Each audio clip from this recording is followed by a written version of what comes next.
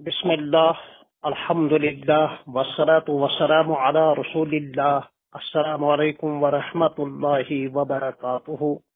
جناب جاوید احمد گامدی صاحب اپنے نظریاتی پس منظر میں دوسری قسط، پھر عقل ہی کو معیار بنا کر نقل کا صراحتاً یا اشارتاً یا دلالتاً یا اقتضاءً انکار کرنے کا یہ فتنہ جوان ہوا، اور متحدہ ہندوستان میں انگریز سامراج کی چھتر چھایا میں اور اس کی سرپرستی میں مرزا غلام احمد قادیانی، غلام احمد پرویزی، عبداللہ چغرالوی اور عنایت اللہ مشرقی کی صورت میں یہ فتنے ابھرے ہیں اور انہیں خوب پروان چڑھایا گیا ہے۔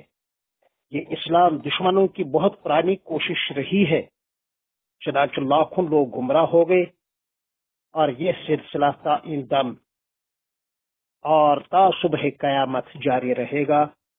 بقول علامہ اقبال رحمت اللہ علیہ، ستیزہ کار رہا ہے ازل سے تا امروز، چراغ مصطفی سے شرار بو لہبی۔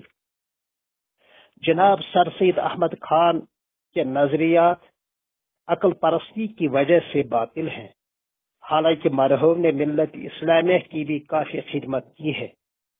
وہ عقائد کے حوالے سے نیچریت کے قائل تھے۔ ان کی تفسیر میں جا بجا اس کی بے شمار مثالیں ملتی ہیں۔ وہ اسی عقل پرستی ہی کی وجہ سے یا تو وہ معجزات کا انکار کرتے ہیں یا ان کی تعویلیں وارد کرتے آئے ہیں، اور کرامات اولیاء کے وہ علی الاطلاق منکر ہی ہیں۔ در حقیقت عقل ان مغیبات کا ادراک نہیں کر سکتی ہے جن مغیبات کا یعنی ہائیڈن فیکٹس کا علم یقینی ہے الحمدللہ وہی کی روشنی میں یعنی قرآن و حدیث سے حاصل ہوا ہے۔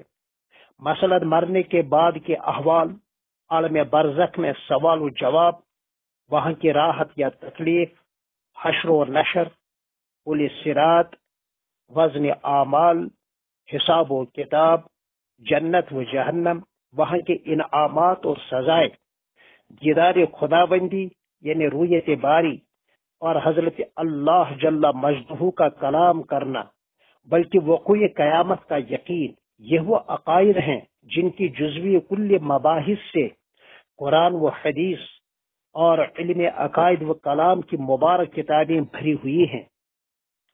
مگر عقل نارسا کے پیروکاروں کو ان عقائد کے صحیح ہونے میں ہی تردد اور شک ہوتا ہے۔ یہی وجہ ہے، جیسا کہ دیکھا گیا ہے، کہ وہ یونانی فلسفہ سے بہت زیادہ متاثر ہوتے ہیں۔ عقلی مباحث کے ساتھ ان کو زیادہ دلچسپی ہوتی ہے، زبان ان کے بظاہر میٹھی ہوتی ہے، مگر ہاں صرف بول ہی بول ہے، ذہنی عیاشی ہوتی ہے، کلام ان کا منطقیانہ ہوتا ہے، مگر اعمال سے بیچارے خود بہت دور ہوتے ہیں، دور اور بہت دور ہوتے ہیں، اسلاف سے بیزار ہوتے ہیں۔ مولویوں کو جاہل، تبلیغ والوں کو گمبار، قرآن اور حدیث سے ثابت شدہ اعمال کو دقیانوسیت سے تعبیر کرتے ہیں، بشرطے کہ وہ اعمال ان کے عقلی معیار پر اترتے نہ ہوں۔ جی ہاں، پاکستان جس کی تخلیق میں اور اس کی ناپ اور نقشہ اور خاکہ مرتب کرنے میں علماء و صلحاء اور ادباء و شعراء اور سیاست اور دیندار سیاستدانوں کی بے مثال قربانیاں لگی ہوئی ہیں، افسوس ہے کہ وہ تمام فتنوں اور ان فتنوں کے سرگنوں کی جائے پناہ رہا ہے۔ منکرین فقہ و تصوف ہوں، یا منکرین حدیث و منکرین سنت ہوں، یا پھر منکرین ختم نبوت ہوں، ان کے علمبرداروں کی وہاں بھیڑ لگی ہوئی ہے۔ پھر ذیلی و ضمنی جماعتوں اور تحریکوں کو بھی اگر شمار کیا جائے تو لگتا ہے کہ وہاں ہر شہر میں اور ہر شہر کے ہر علاقے میں اور ہر علاقے کے ہر محلے میں دین و سیاست کے حوالے سے فتنے دن بہ دن ابھر کر آتے رہتے ہیں۔ تاہم علماء حق نے ہر اعتبار سے ان کا رد کیا ہے، دودھ کا دودھ اور پانی کا پانی الگ الگ کر کے رکھا ہے۔ لہذا بنص قرآنی لیہلک من حلق عن بینہ ویحیی من حی عن بینہ من حی عن بینہ، یعنی جو دینی اعتبار سے زندہ رہے، دلائل کی روشنی میں زندہ رہے، اور جو ہلاک ہو دلائل کی روشنی میں ہلاک ہو۔ بزبان فارسی استاذ خستم جہاں پاک۔ حضرات علماء اسلام سمجھانے کے، بتانے کے اور پہنچا دینے کے مکلف ہوتے ہیں، بس منوانے کے وہ مکلف نہیں ہیں۔ اس میں کوئی شک نہیں کہ منکرین حدیث جو اپنے آپ کو اہل قرآن کہتے ہیں، اور منکرین ختم نبوت جو مرزائی اور قادیانی طبقہ سے متعارف ہیں، مختلف مکاتب فکر کے علماء نے بالعموم اور سرخیل اکابر اسلام حضرت علامہ انور شاہ صاحب کشمیری رحمہ اللہ نے بالخصوص مضبوط دلائل کی روشنی میں ان کے تابوت میں آخری کیل پھونک دی تھی۔ ناقابل تردید دلائل سے ان فتنوں کو علمی دنیا میں بالکل مٹا دیا ہے، لیکن عوام الناس میں وسائل اور ذرائع کی بنا پر یہ فتنے ترقی پذیر ہے۔ اسلام ایک عالمگیر دین ہے، یعنی ایک آفاقی نظریہ رکھتا ہے، یونیورسل، ایک متحرک اور ابدی پیغام ہے، اٹرنل اینڈ ڈائنامک۔ لہذا باطل نظریات کا اسلام سے متصادم ہونا ناگزیر ہے۔ جو اہل حق کے لیے اور اہل اسلام کے لیے تکوین نظام کے تحت ایک معنوی اور فکری آزمائش و امتحان ہے۔ الغرض عقل و غور و فکر حصول ہدایت کے لیے کافی نہیں ہے۔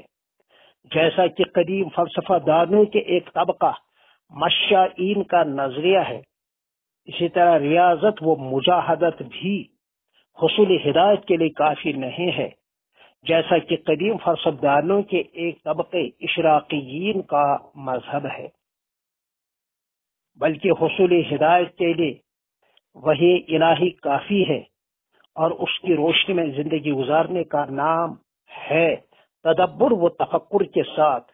یہی جمہور اہل سنہ والجماع کا نقطۂ نظر ہے۔ اس کو آپ ایک مخصوص مثال سے یوں سمجھ سکتے ہیں کہ گھپ اندھیری رات میں چلنے کے لیے دو چیزیں رہنما بنتی ہیں۔ نمبر ایک، بیٹری یا روشنی کا کوئی آلہ، مثلا آج کل کی موبائل لائٹ۔ نمبر دو، آنکھیں کھلی ہوئی ہوں۔ یہاں دونوں ضروری ہیں، جبکہ دن میں آنکھوں کی روشنی ہی کافی ہے اور رات میں روشنی بھی ضروری ہے، مگر آنکھوں کی روشنی ایسی تاریک رات میں ہمارے لیے کافی نہیں ہے۔ بس اسی طرح سمجھ لیجئے کہ عقل انسانی جس کو ہم آنکھوں سے تعبیر کر سکتے ہیں ایک حد تک تو کافی ہے، پھر اس حد کے بعد بالکل ناکافی ہے، اور جہاں عقل سے کام نہیں چلتا ہے وہاں نقل سے وہی کی روشنی ہی کافی ہے۔ یہی وجہ ہے کہ ہمارے اکابر علماء حق نے صداقت اسلام کے لیے دونوں دلائل سے، یعنی دلائل عقلیہ اور دلائل نقلیہ سے کام لیا ہے۔ وکفا بنا شہادتاً واستشہاداً۔ مثلا حضرت تھانوی رحمہ اللہ کی اشرف الجواب 3 حصوں میں اور المصالح العقلیہ بالاحکام النقلیہ 1 جلد میں، یعنی اسلامی احکامات پر اعتراضات کے عقلی و سائنسی جوابات اور شرعی احکامات میں کیا کیا عقلی مصلحتیں ہیں۔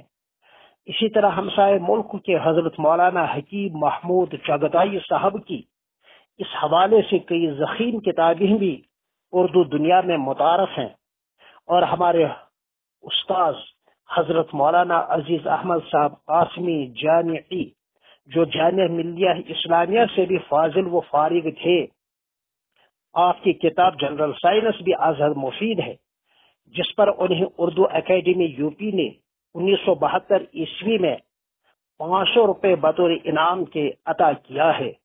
یہ 500 روپے آج کل کے 50,000 کے برابر ہیں۔ یاد رہے، یہ کتاب میں نے مادر علمی، اظہر اشیاء دارالعلوم دیوبند سربلند کے سال ششم میں داخلی نصاب ہونے کی بنا پر حضرت الاستاذ سے 1983 میں درسن پڑھی ہے۔ الحمدللہ۔ السلام علیکم ورحمۃ اللہ وبرکاتہ۔